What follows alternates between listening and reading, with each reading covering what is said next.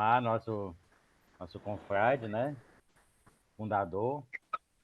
Ele possui mestrado em Filosofia pela Universidade Federal de Minas Gerais, especialização em Direito Canônico. Trabalhou no Centro Universitário do Leste de Minas Gerais, de agosto de 2002 a março de 2007, na Pontifícia Universidade Católica de Minas Gerais, PUC Minas, de agosto de 2006 a julho de 2019. Tem experiência na área de História da Filosofia, Direito Canônico e Cultura Religiosa. É doutorando em Ciências da Religião na PUC Minas, de 2017 a 2020. Já defendeu, padre, a sua tese? A minha tese é em março. Ah, então já está finalmente, né? Eu estou com um terço dela pronto. Padre Ismar, a palavra é sua. Seja à vontade. Pois bem, meus queridos e queridas, eu gostaria muito de estar aí naquele dia marcado, salvo engano, 24 de março, Isso. Passagem comprada, tudo arrumado para estar aí, mas não pude, né? Tudo cancelado, as nossas coletâneas aí de poesia e de mini-contos também, ficou para outra oportunidade, mas através deste recurso maravilhoso, estamos aqui juntos, embora separados, estamos aqui juntos, né, pela internet. Falar hoje sobre os modelos de santidade na igreja é uma alegria para mim, porque, na verdade, isso é algo que eu venho falando sempre, né? É uma reflexão que eu estou fazendo no doutorado, porque eu já fui postulador de uma causa de beatificação e me inteirei bastante disso e estou continuando.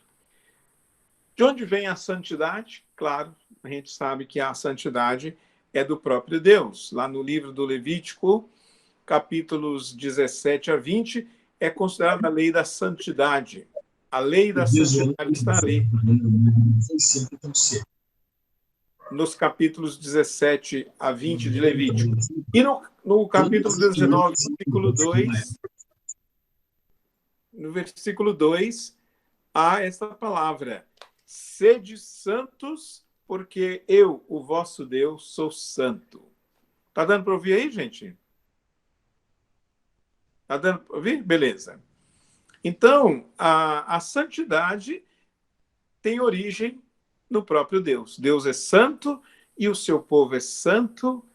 E na oração eucarística a gente fala: só vós sois santo, só vós o Altíssimo. Jesus e o Pai, fonte de toda santidade. Só relembrando a etimologia de santo, né?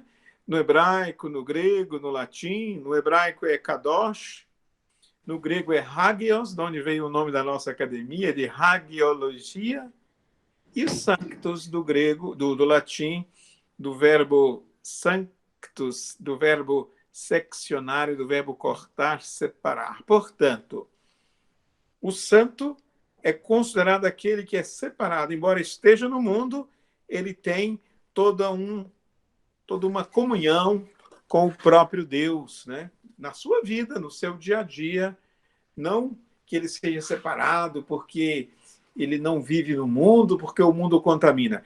É vivendo no mundo que ele se santifica e santifica também aqueles que estão em comunhão com ele. Creio que é sabido de vocês que o primeiro grande modelo de santidade na igreja não podia ser outro senão o mártir. Jesus é o grande mártir, aquele que morreu derramando o seu sangue pelos nossos pecados. Então, durante mais ou menos uns 500 anos, a igreja considerava santo quem era mártir. Não é mártir?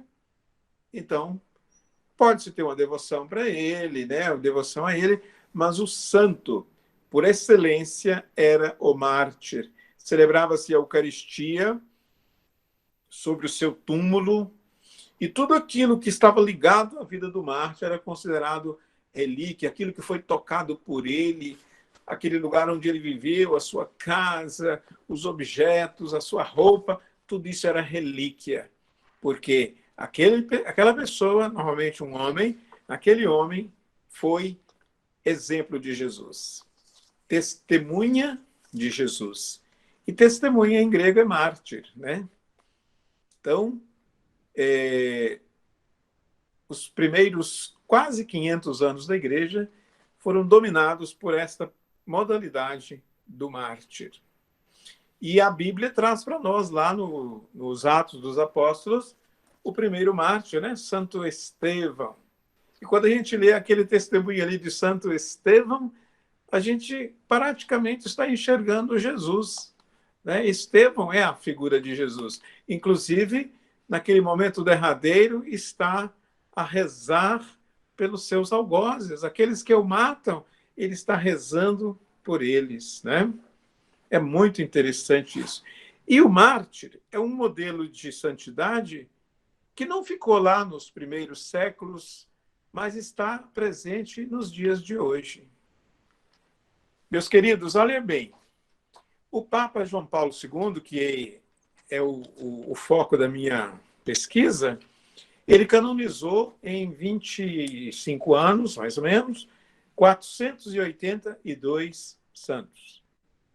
Esses 482 santos, 402 deles são mártires.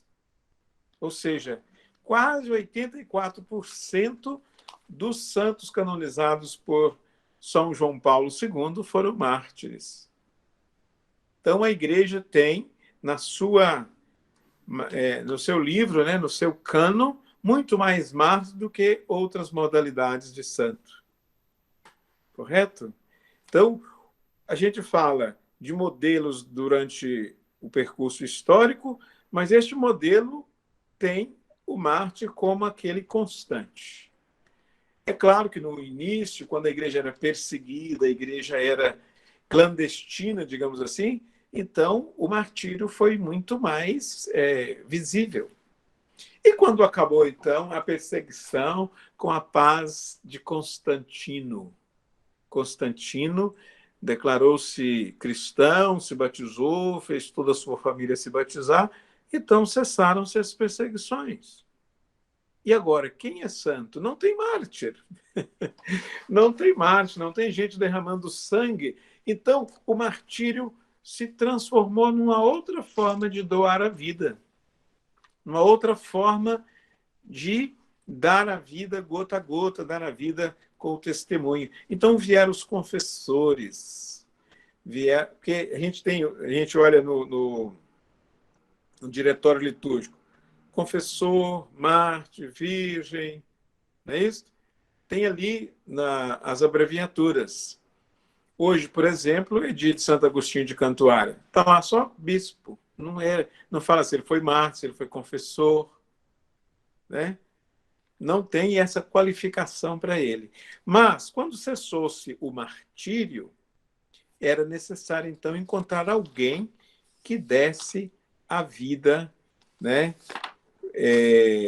ordinariamente, não extraordinariamente, como o mártir derramando o seu sangue, mas, então, vieram os confessores. E, normalmente, essas pessoas estavam ligadas à hierarquia da igreja.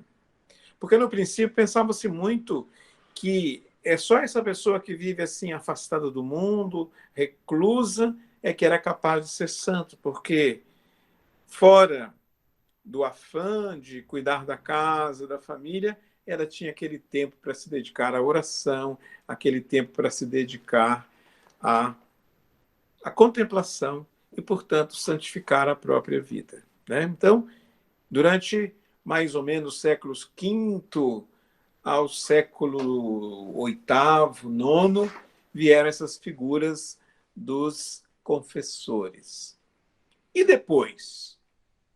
Depois, vamos dizer assim, a Europa começa a se desenvolver, se urbanizar. A gente fala em urbanização da Europa no século X, século XI. Então vieram aquelas figuras dos frades mendicantes, aqueles que queriam ser pobres como Cristo no meio da situação urbana. E a gente lembra, né, os franciscanos, por exemplo, que foram criados no século XI, começo do século XII, né, que saíam pedindo comida. Eles não queriam ter posses. A sua evangelização era sair mendigando. Vieram também os frades, vieram os franciscanos, né, com São Francisco de Assis, a ala feminina com Santa Clara de Assis, né, contemporânea de São Francisco, e os frades pregadores de São Domingos de Gusmão. Então, esses três, os homens de São Francisco, as mulheres de Santa Clara e os pregadores de São Domingos, os dominicanos. É interessante a etimologia de dominicano. Dominicanes são os cães do Senhor, os latidores do Senhor, que vão pregar a sua palavra, mas não dando importância a si próprios. Eles eram mendigos, eles eram pessoas simples. O primeiro bispo do Rio de Janeiro era um dominicano. E o brasão dele era um cachorro deitado, sentado, né? Assim naquela posição com as patas cruzadas na frente e uma flor de lis na boca, né? E eu não me lembro agora qual era o verso do brasão dele, mas ter no brasão um cachorro e uma flor de lis. Ali era dizendo que ele era um cão do Senhor, um dominicanis. Então, esses dominicanos fizeram frente à igreja durante muito tempo. E no século XII, XIII, São Francisco foi o exemplo do santo. São Francisco foi canonizado num tempo recorde, 2 anos. São Francisco morreu em 3 de outubro de 1226 e no dia 17 de julho de 1228 ele estava canonizado. Foi assim um relâmpago. Menos de 2 anos ele estava canonizado. O Papa que o canonizou, né? O Papa Gregório IX, fez questão de colocar este homem como ícone daquilo que ele considerava santo. Portanto, os mártires, os confessores e os mendicantes, né? Naquele filme O Nome da Rosa, há uma perseguição papal dos frades mendicantes, porque eles são considerados um pouco assim. Eles estão, de um certo modo, criticando a corte papal que vivia no luxo, né, que vivia em Avignon, no luxo. Então, houve uma perseguição aos frades mendicantes nessa época, né? Porque eles criticavam, sobretudo, o luxo da cúria papal, que encontrou em Inocêncio III o maior luxo até então vivido. E nessa época acabaram-se as mulheres e praticamente não existia mulher santa. Por quê? Porque para ser santo, a pessoa tinha que renunciar aos seus bens. As mulheres não tinham bens para renunciar. As mulheres eram consideradas propriedades masculinas, elas não tinham uma voz, né, para dizer assim, elas são importantes. As mulheres viveram nas sombras dos homens, infelizmente, né? E então, nós temos aí a presença de São Francisco, mas o mesmo Papa que canonizou São Francisco canonizou Santo Antônio em menos de 1 ano. São Francisco foi canonizado em quase 2 anos e Santo Antônio de Pádua, ou de Lisboa, foi canonizado em 11 meses, levado pela mesma modalidade da mendicância, né? Embora Santo Antônio fosse também um intelectual. A gente, às vezes, não liga a intelectualidade, a gente fala de Santo Antônio dos Pobres, aquele homem milagreiro, taumaturgo, mas não se lembra dele como um intelectual, doutor da igreja, né? O que Santo Antônio escreveu, os seus grandes sermões, são atualíssimos ainda nos dias de hoje. E aí, eu gostaria de destacar 3 papas importantes nesta questão da burocratização da santidade. Porque a partir deste momento, dos frades mendicantes, vamos dizer assim, as raízes da modernidade já estavam começando a brotar, né? Já começando a sair, né, do chão para fazer com que aquilo que a modernidade trouxe. Então, estava em voga Santo Tomás de Aquino, Sigier de Brabant, tratando das críticas àquela, vamos dizer assim, aquela sentimentalidade trazida por Tomás de Aquino, uma crítica a Aristóteles, e agora vinha o nascimento da razão. Aquilo que nós chamamos de modernidade lá do século XVI tem as suas raízes no século XIII, século XIV. E aí se explica a crítica de Lutero à teologia e à pregação católica. Nós vivemos aí nos séculos XIV, XV, vamos dizer assim, uma crise de santos. Por quê? Por causa da crítica luterana, calvinista. E os papas que governaram neste tempo, né, a partir do Papa Gregório IX, que foi o Papa de São Francisco e de Santo Antônio, nós tivemos o Papa Sisto V, que governou de 1585 a 1590. Este homem tem uma importância muito grande, porque, dadas aquelas críticas todas dos luteranos, ele criou uma congregação romana, um dicastério, para cuidar das canonizações. O Papa anterior, o Papa Sisto V, tinha feito a seguinte questão. Ele trouxe todas as canonizações para o âmbito pontifício. Porque antes as canonizações eram feitas localmente, nas igrejas particulares, nas dioceses, tendo os bispos como responsáveis. Em 1234, 1234, o Papa Sisto V trouxe esta prerrogativa. O Papa Gregório IX trouxe para si vamos dizer assim, a prerrogativa de canonizar. O Papa Sisto V, já aproveitando isto, criou a congregação romana e aí começou a ter um processo, uma investigação muito grande para declarar alguém santo. Então, eu acho que a crítica luterana serviu para purificar muita coisa, né? As pessoas agora poderiam ser santas, mas após um processo apurado, isso foi só se burocratizando, não no sentido negativo, mas no sentido de se apurar mais a vida da pessoa, se ele era uma lenda, ou, né, tudo que falava sobre ele tinha que ser provado.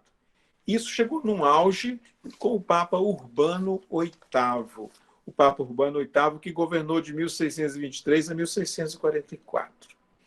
Inclusive, eu publiquei a biografia de um candidato a santo e coloco lá: em obediência aos cânones de Urbano VIII, declaro que este candidato não tem culto público, não tem imagem dele em altar público, ou seja, a gente não pode passar o carro diante dos bois, né? Fazer com que uma pessoa seja cultuada como santo antes da igreja assim o decidir. Então, depois dessa burocratização, quem que surge agora como santo? Um novo modelo. O modelo são os fundadores de congregações, os modelos são bispos, fundadores de dioceses, fundadores de mosteiros, né, fundadores de igrejas. Então, os fundadores e os frades, os monges, certo? Então, há a figura também daqueles que protegiam o povo, que surgem como bispos. Os bispos eram nobres, normalmente, né? Não eram pessoas pobres como tem sido na atualidade. Os bispos eram nobres. E tinham com eles também, vamos dizer assim, o aval, a proteção de reis cristãos, de reis ricos. E teve uma fase da igreja, na modernidade, em que reis eram considerados santos, né? Nós temos reis de Portugal, nós temos reis da França, nós temos reis da Alemanha, que são santos, né? Então, quem é hoje pensar que um rei é santo? Hoje, no século XX. Mas no começo aí, no auge da modernidade, após essa burocratização toda da santidade, houve reis santos, bispos que eram senhores feudais, né, que eram considerados príncipes, não reis, mas príncipes. E isso foi cada vez mais se burocratizando, meus queridos, que o Papa Bento XIV reuniu toda a jurisdição sobre santidade na sua época e ele fez um grande catálogo que é uma verdadeira enciclopédia em 7 volumes, né? E isso foi implementado até, para falar a verdade, até João Paulo II. Quando o Papa João Paulo II participou do Concílio Vaticano II, o Concílio Vaticano II disse o que não é novidade, a vocação universal de todos à santidade. Portanto, não são bispos, não são reis, não são mártires, mas uma dona de casa pode ser santa, um pai de família pode ser santo, porque é a vocação de todos. E esta palavra todos nunca foi tão bem assim usada como a partir da Lumen Gentium, que é de 21 de novembro de 64, que foi promulgada pelo Papa Paulo VI, e João Paulo II, que participou ativamente desta congregação, né, do Vaticano II. João Paulo II, quando assumiu o seu ministério petrino, fez com que a santidade se tornasse o seu projeto pastoral. E ele declarou isso aqui no Brasil, quando veio beatificar a Madre Paulina na sua primeira viagem a este país. Então, João Paulo II fez com que o modelo de santo agora saísse daqueles que eram religiosos, porque santo era freire e padre, e no máximo ali também tinha um irmão religioso. João Paulo II fez com que este modelo se universalizasse. Tem gente que fala que se democratizasse. Democracia não é isso. Mas João Paulo II universalizou o modelo de santidade. Ele canonizou índio, ele canonizou cigano, ele canonizou viúva, dona de casa, rapaz, jovem, criança, moça, enfim. Canonizou também padres, bispos, né? Como eu disse, a maioria mártir. Mas João Paulo II, dentro do espírito do Concílio Vaticano II, fez com que o santo mudasse de cara. O santo pode ser qualquer pessoa, né, exercendo a profissão que está exercendo, como advogado, como médico, como cigano, como pai de família. Né? Eu falei demais, eu faço uma pausa aqui para ouvir alguém falar algo.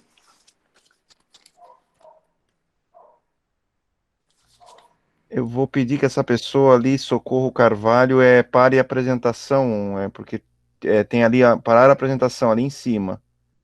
Acho que ela clicou, isso. Só clicar. Isso, já voltou para o padre. Obrigado. E então, eu aguardo aí alguma palavra, alguma observação de vocês para a gente continuar a nossa fala. Porque eu não quero falando, eu estou só participando com vocês aí. Padre Erismar, que é Moisés, eu fiquei curioso para saber o processo que o senhor foi postulador, qual foi? Bem, ele é o patrono da minha cadeira aí na Abrage. Cônigo Lafayette da Costa Coelho. Ele é o patrono da minha cadeira 26. O processo dele, quando foi para Roma, aí passou a ter um postulador romano, que é o Dr. Paulo Vilota, que é o continuador da postulação. Né? Eu tenho um verbete na Wikipedia, Cônigo Lafayette da Costa Coelho, um homem maravilhoso que viveu de 1886 a 1961 na Arquidiocese de Diamantina, Minas Gerais. Ok? Mais alguém tem alguma palavra, alguma pergunta?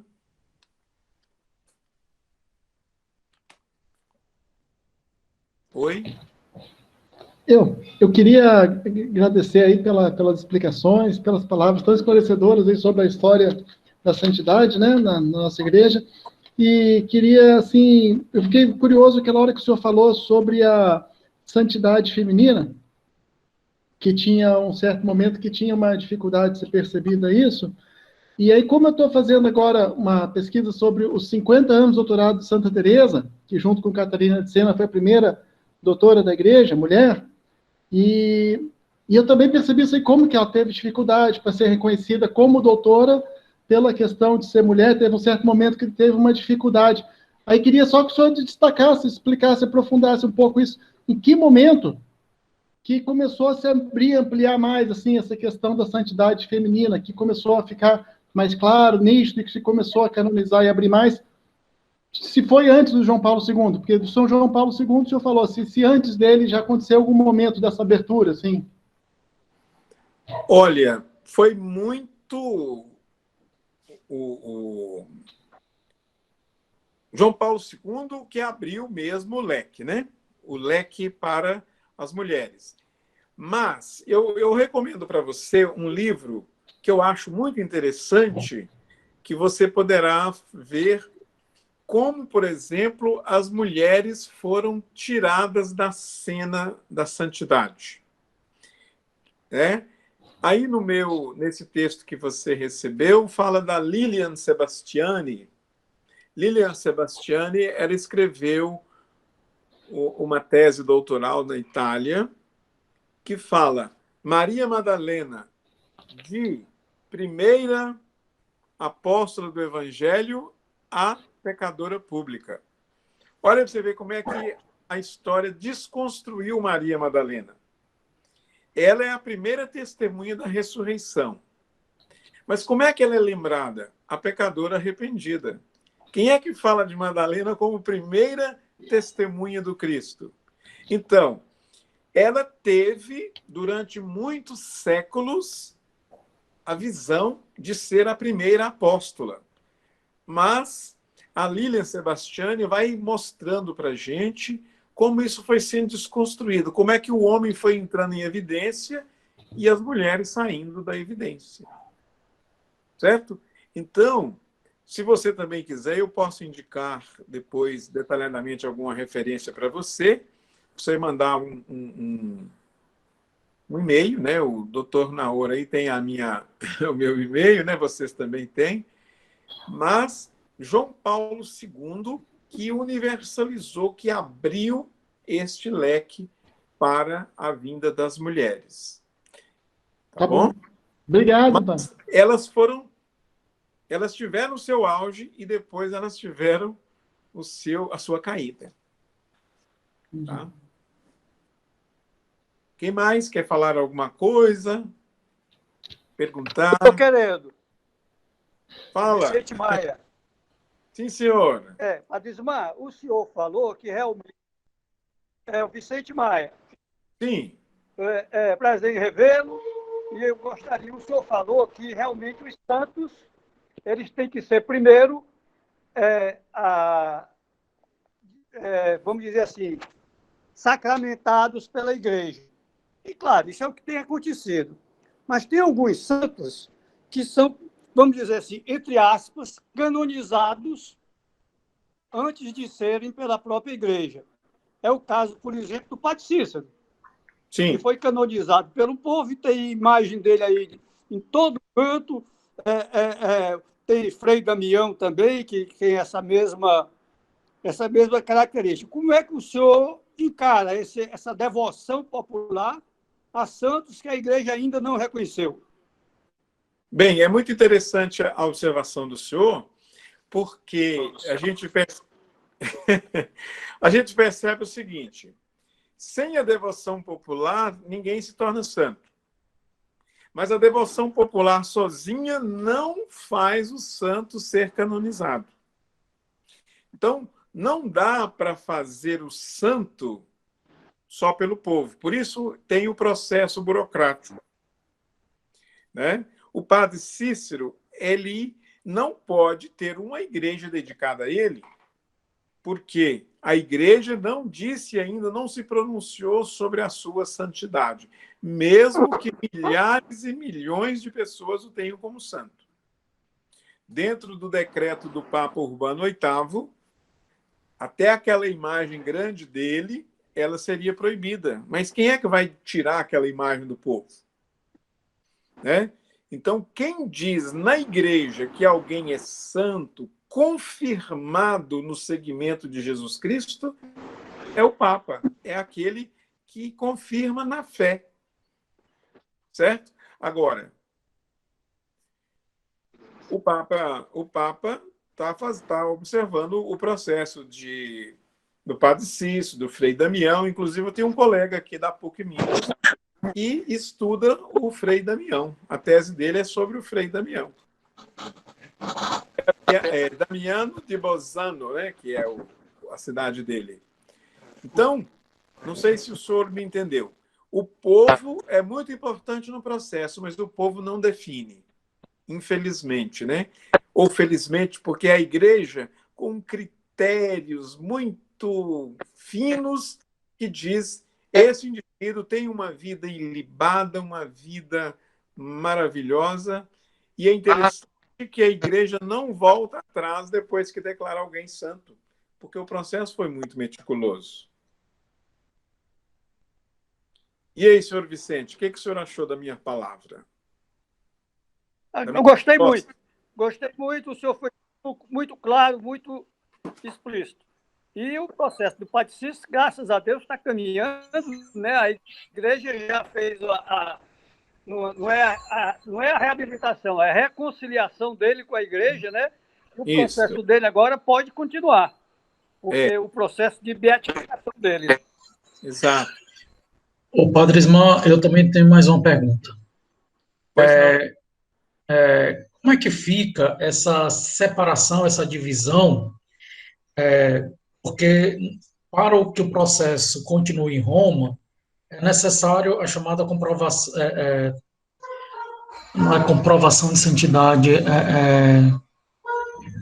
ai, caramba, agora me faltou a palavra técnica. Fama de santidade. Sim. Você precisa manter a fama de santidade. Por outro lado, não é possível se fazer esse culto público. Tá? Onde é que estaria aí a diferença técnica entre você ter a fama de santidade e movimentar as pessoas para que elas aumentem a devoção àquele candidato, mas que, ao mesmo tempo, não chegue a um culto público? Qual é a diferença entre fama de santidade e culto público? Pois é, o culto público é, por exemplo, ter uma imagem dele dentro de uma igreja. Eu tenho aqui a imagem do meu santo. O meu santo Cônego Lafayette está aqui, ó. Tá vendo? Mas é na minha casa. Eu tenho livros dele, eu tenho os livros escritos, a imagem, o santinho dele pode ter. Livros sobre ele pode ter. A gente pode rezar por ele. e sobretudo quando ele já tem um processo, né, romanizado, a gente o chama de servo de Deus, a gente o chama de venerável, né? Mas a gente não pode fazer uma prece a ele chamando-o de santo, porque aí nós estamos passando o carro diante dos bois. A fama de santidade pode e deve ser divulgada, porque sem ela não vai haver a intercessão, não vai haver a possibilidade de um milagre atribuído a ele, né? Mas sem chamar a pessoa de santo. É claro que você tem todo o respeito, a gente fala assim, o nosso santo cônego, no meu caso aqui, né? O nosso santo Padre Cícero, mas como que falando um santo entre aspas, certo? Não tem uma missa do dia do santo fulano. Então, o que a igreja faz é para não fazer essa antecipação da declaração, mas a fama tem que existir. Eu queria ter falado antes, mas eu volto aqui. É interessante que o Papa João Paulo II promoveu uma grande mudança na legislação para poder ter tantos santos. Por exemplo, quando João Paulo II assumiu o papado, o direito canônico vigente era o Código de 1917, que ele reformulou em 83. O Código de Direito Canônico dizia que eram necessários 50 anos para começar um processo canônico. Ou seja, a poeira já tinha baixado, não se fazia uma canonização assim, no quente das emoções sobre uma pessoa. Tinha que esperar 50 anos da sua morte. Ou seja, muita gente já nem se lembrava mais daquela pessoa. E outra, o Código de Direito Canônico dizia que eram necessários 2 milagres para tornar o indivíduo beato. 2 outros milagres para tornar o beato santo. O que João Paulo II fez? João Paulo reduziu o tempo de 50 para 5. Os 2 milagres para ser beato, ele fez 1. Os 2 milagres do beato para ser santo, ele reduziu a 1. Ou seja, ele reduziu o tempo em 90% e reduziu os milagres em 50%. E ainda, o beato pode ser canonizado com um milagre só. São João 23 foi canonizado com um milagre. São José de Anchieta, um milagre. Ok? Então, João Paulo II trouxe a santidade mais perto. E a devoção do povo, o grande carro-chefe para dizer: esse indivíduo é santo. Mas tem que passar por esta declaração de servo de Deus, de venerável, de beato e de santo. Né? Pelo menos um milagre tem que ser feito, comprovado por uma equipe especializada. Desculpe se falei demais. Boa noite, Padre Ismar, boa noite a todos. Padre Ismar, eu estou com a relíquia de São João Paulo II aqui, de primeira classe, em sua homenagem, que eu sei da sua devoção para com ele. Eu queria fazer só um questionamento rápido sobre Santa Maria Madalena. Eu acabei cruzando com a história dela por conta da questão da reconstrução facial que nós promovemos em 2015. Sim, E eu discordo desse ponto da pecadora, porque assim, se a gente lê a Bíblia toda, o Novo Testamento todo, a gente não encontra referência a Madalena como pecadora arrependida.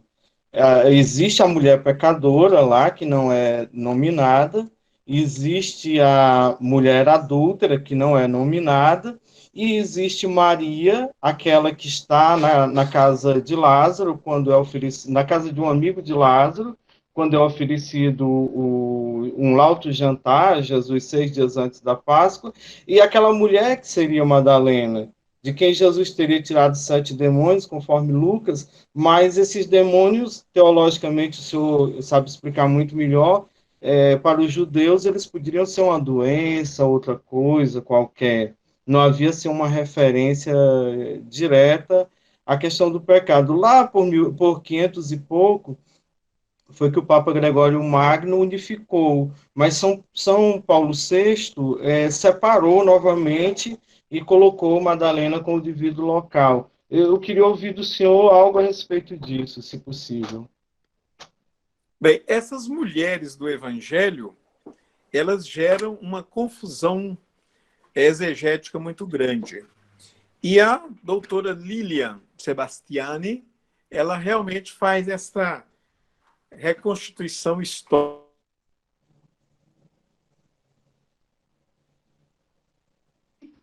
A história fez com que Madalena se tornasse a pecadora. De proto-anunciadora, ela se tornou pecadora. E não que isso esteja na Escritura, mas isso está na vida, na história das comunidades. Vamos dizer assim, uma maldade que foi sendo disseminada, e a tornou pecadora pública. Você pode fazer uma enquete em qualquer lugar. Você conhece Maria Madalena? Ah, a pecadora arrependida? Exatamente. Maria Madalena. Ah, aquela que viu Jesus, a primeira pessoa que viu Jesus, praticamente ninguém faz isso. Então, isso está enraizado na nossa história. Né? É uma mentira, de acordo lá com o Goebbels, né, que foi sendo repetida. Então, é preciso que você seja um exegeta da história para dar a ela o devido lugar. Né? Quando eu Os teólogos propus... dão a ela o devido lugar, mas o povo não dá ainda. Quando eu propus a reconstrução facial dela, o Cícero me perguntou, é a pecadora? Aí Eu disse, não, Cícero, não é. E como eu cheguei a esse denominador? Pelos estudos feitos pelos franceses, né? Eles têm um estudo completo, muito bom sobre ela, e mostra que foi uma pessoa virtuosa. Quando nós entregamos a reconstrução em primeira mão ao Papa Francisco, eu olhei aqui para a relíquia de São João Paulo II, que fica aparecendo na minha frente, referindo-me a São João Paulo II. O Papa Francisco disse, vou te dar uma resposta. Depois, no dia que saiu o decreto elevando a memória à festa, eu recebi uma carta com a mesma data dele agradecendo o livro que eu tinha entregue e as fotos originais e os vídeos e tudo que nós tínhamos feito. Então, eu acho que, de algum modo, o Papa Francisco eu acho que ele acredita nessa versão que é a bíblica, que Maria Madalena deve ter sido uma mulher virtuosa, deve ter tido seus pecados como qualquer uma outra, mas que poderia ser considerada uma das virgens da igreja, porque não há nenhuma referência nem indireta. Porque se naqueles sete demônios que Jesus tirou dela, tivesse algum demônio contra a honra, alguma coisa contra a honra e tudo mais, teria sido lembrado. Mas foi só porque o senhor falou a penitente, se eu não me engano, enfim, eu fiquei assim, eu queria ouvir do senhor pela sua experiência e até aproveitar o ensejo para lhe agradecer publicamente pela celebração da missa da Matusaíla, nossa fundadora, que foi uma missa belíssima que o senhor celebrou. E agora, para um mês, o senhor João Jorge, que é da outra academia, vai celebrar, e assim nós vamos lembrando até enquanto a gente tiver a memória dela viva entre nós, nós vamos celebrar sempre por ela. E aproveitando que essa é a primeira sessão da academia, com a vênia do presidente, eu queria que, no final, o senhor fizesse uma oração por ela e também pela irmã Elizabeth, que fez 100 anos, em abril, durante esse período da pandemia. Era isso, Padre Ismael. Fiquei muito satisfeito com a sua resposta. Muito obrigado e parabéns pela bela exposição. Depois eu vou postar Vou mandar a foto da capa do livro da Lília Sebastiani, que fala de Maria Madalena. Certo? Perfeito. Vale a pena ler o livro, né? É uma tese, ou seja, é um estudo muito fino, muito importante. E eu lhe mandei um livrinho que nós produzimos sobre a reconstrução facial de Maria Madalena. Aí eu peguei com você me Ah, deu aí tá certo. no caso da Zaila, É porque na minha idade eu em esqueço as agosto. coisas. Na Foi em minha idade eu agosto. esqueço as coisas. É, Tá, em agosto obrigado. você me deu o livro, né? Tá, obrigado. Obrigado. Pois é. Se Madalena não fosse uma pessoa tão bacana como ela era, Jesus não teria feito a sua primeira aparição a ela, É né? lógico. É honra por demais, né? É. O próprio Pedro, né, ficou para trás. Ficou em Fazer o segundo quê? plano. Ela queria anunciar a Pedro.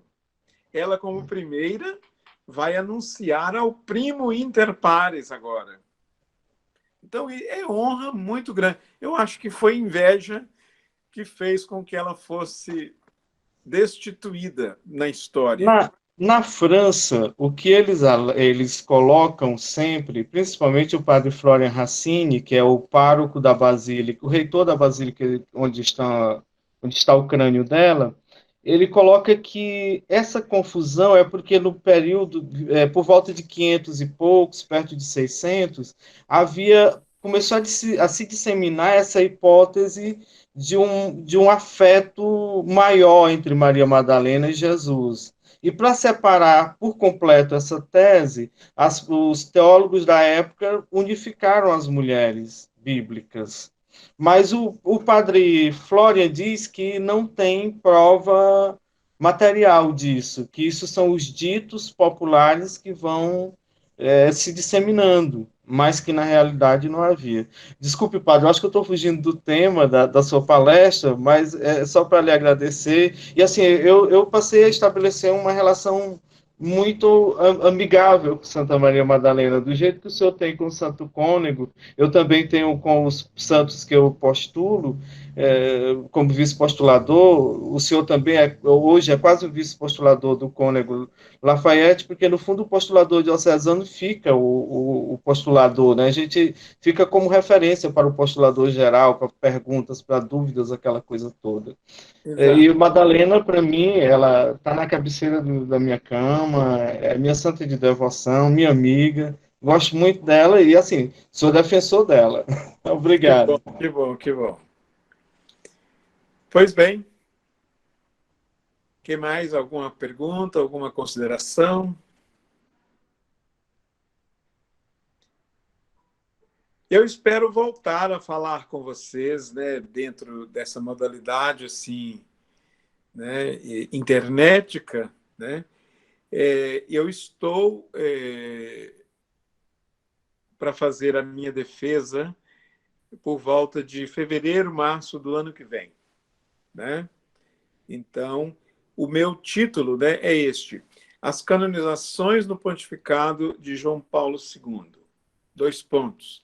Da profusão de santos a um conceito voitiliano de santidade. Ou seja, para mim, é uma hipótese que, por João Paulo II ter uma visão muito específica de santidade, por isso ele canonizou tanta gente. E eu estou chegando à conclusão de que o conceito voitiliano de santidade é o conceito do Vaticano II, da Lumen Gentium, do qual ele é um dos redatores, né, do documento da Constituição Lumen Gentium.